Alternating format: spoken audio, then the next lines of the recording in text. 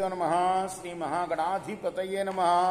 శ్రీ సరస్వత్యే నమః. భక్తులారా, వాల్మీకి మహర్షి రచించిన శ్రీమద్ రామాయణం యథాతథంగా చెప్పుకుంటున్నాం. ప్రతి శ్లోకం దాని అర్థం.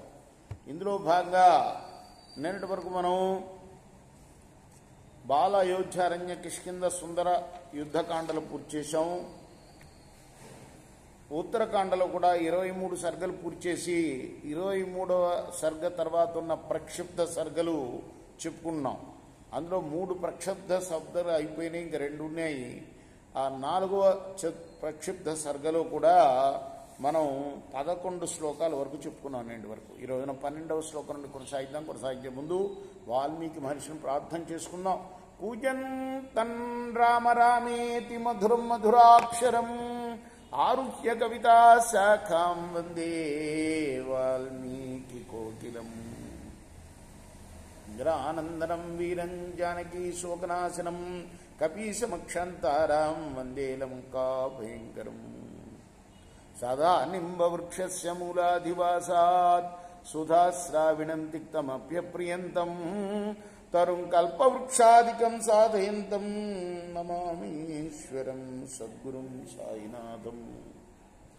దశైవతు సహస్రాణి యోజనానాం తదోపరి సప్తమే వాయుమార్గే చ యత్రైతే ఋషే స్మృత.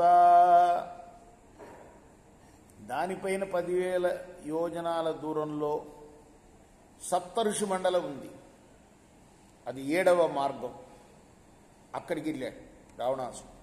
అత ఊర్ధ్వంతు గత్వా వై సహస్రాణి దశైవతు అష్టమం వాయుమార్గంతు యత్ర గంగా ప్రతిష్ఠిత ఆకాశ గంగా విఖ్యాత ఆదిత్యపథ సంస్థిత వాయునా ధార్యమానా సా మహావేగ మహాస్వన. దానిపై 10,000 యోజన దూరం వెళ్ళాడు వాడు. అక్క ఆకాశగంగానే ప్రసిద్ధి గల ఆదిత్య మార్గమునందున్న గంగా ఉన్న 8వ వాయు మార్గాన్ని చేరాడు.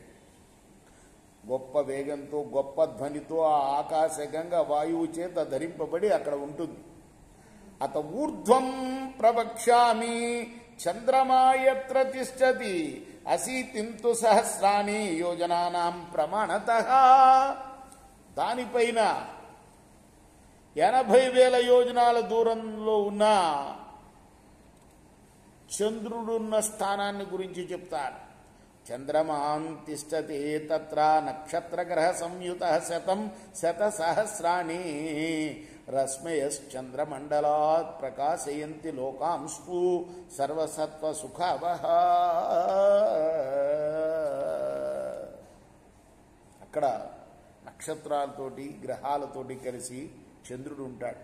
ఆ చంద్రమండలం నుండి బయలువడిన 100 లక్షల కిరణములు సకల ప్రాణులకు భయాన్ని కలిగిస్తూ లోకాలని ప్రకాశింపచేస్తూ ఉంటాయి.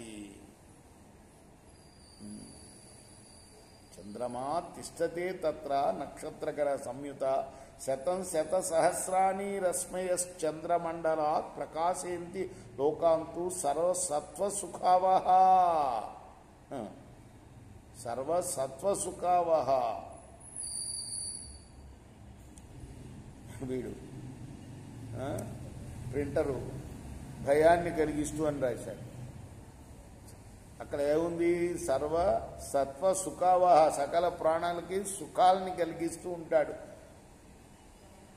భయాన్ని కలిగిస్తూ ఉంటాడని రాశాడు.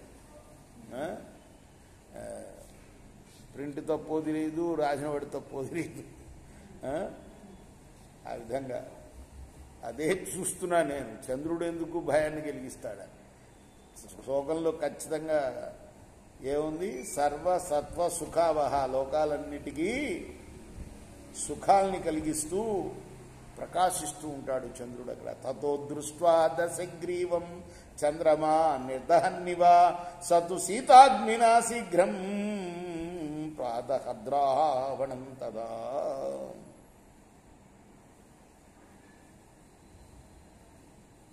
అప్పుడు చంద్రుడు ఏం చేశాడంటే, వీడు పరమ దుర్మార్గుడు కదా, లోకాలకే సుఖం కలిగిస్తాడు, కానీ వీడికి ఎట్లా కలిగిస్తే ఎట్లా? వీడిని ఒక్కసారి కాల్చి వేస్తున్నట్టుగా తన చూపులతో చూచి సీతాగ్ని చేత కాల్చివేశాట. సత్తు సీతాగ్నినా శీఘ్రం ప్రాతహద్రావణం తదా నా సహం తస్య సచివ సీతాగ్ని భయపీడిత రావణం జయశబ్దేన ప్రహస్తోదైనమబ్రవీత్.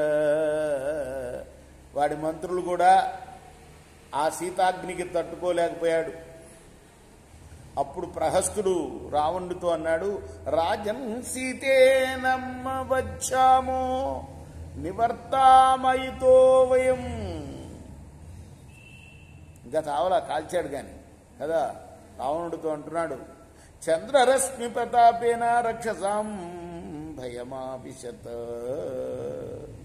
ఈ సీతాగ్ని మమ్మల్ని చంపేస్తుందయ్యా. రాక్షసులందరూ భయపడుతున్నారు. స్వభావ ఏష రాజేంద్ర సీతాం శుద్ధనాత్మక ఏవచ్చుత్వా ప్రహస్తస్య రావణ క్రోధమూర్ఛిత విశ్వాచ్య ధనురుద్యమ్య నానాచైతమ పీడయత్ రమా. చంద్రుడు అగ్నిస్వరూపుడు అని కూడా అన్నాడు. రావణుడప్పుడు ప్రహస్తుడి మాటలు విని కోపంతో ధనస్సు గ్రహించి దాన్ని చరచి బాణాలు వేసి చంద్రుణ్ణి పీడించాడు. అద బ్రహ్మా తదా గచ్చత్ సోమలోకం త్వరాన్విత దశగ్రీవ మహాబాహో సాక్షాద్విశ్రవసవ సుత గచ్చ శీఘ్రమిత సౌమ్య మా చంద్రం పీడయస్వనై. అప్పుడు బ్రహ్మదేవుడు తొందరగా చంద్రలోకానికి పరిగెత్తుకుంటూ వచ్చాడు. రావణ, నువ్వు సాక్షాత్తు విశ్రవసుడి కుమారుడువయ్యా, ఇక్కడి నుండి వెంటనే వెళ్ళిపో, చంద్రుణ్ణి పీడించకు అని చెప్పాడు. రేపు మనం 24వ శ్లోకం నుండి కొనసాగిద్దాం. కృష్ణార్పణమస్తు. సాయి కృష్ణార్పణమస్తు.